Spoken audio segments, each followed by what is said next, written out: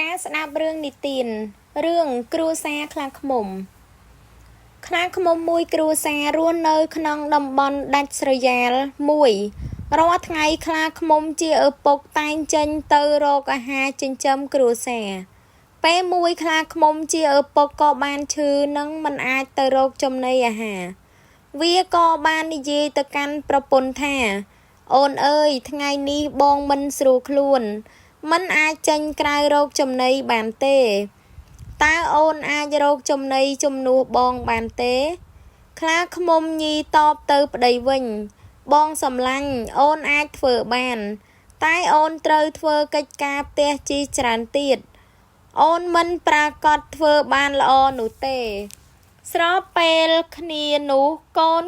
ខ្លាឃ្មុំក៏ពោលឡើងថាកូនអាចជួយម៉ាក់បានខ្លាឃ្មុំជាឪពុកបន្តមែនហើយអូនកូនធំល្មមអាចជួយអូនបានហើយទោះយ៉ាងណា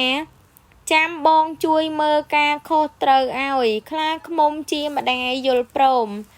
អញ្ចឹងពេលនេះអូននឹងចេញទៅរកចំណីប៉ុន្តែបងគួរតែសម្រាកឲ្យបានច្រើនខ្លាឃ្មុំជាឪពុកអរគុណហើយអូនខ្លាឃ្មុំម្ដាយក៏បានចេញទៅចំណែកឯកូនខ្លាឃ្មុំជួយធ្វើការងារនិងបានមើលថែទាំឪពុកខ្លាឃ្មុំទៀតក្រោយមកមិនយូរប៉ុន្មានឪពុកខ្លាឃ្មុំក៏បានជាសះស្បើយវិញហើយបន្តរស់នៅក្នុងគ្រួសារមួយដ៏មានសុភមង្គលបំផុតគំនិតអប់រំនៅក្នុងសង្គមគ្រួសារមួយមិនអាចពឹងតែមនុស្សម្នាក់រហូតទេចូលត្រៀមខ្លួនឲ្យបានជានិច្ចនិងធ្វើខ្លួនជាទីពឹងខ្លួន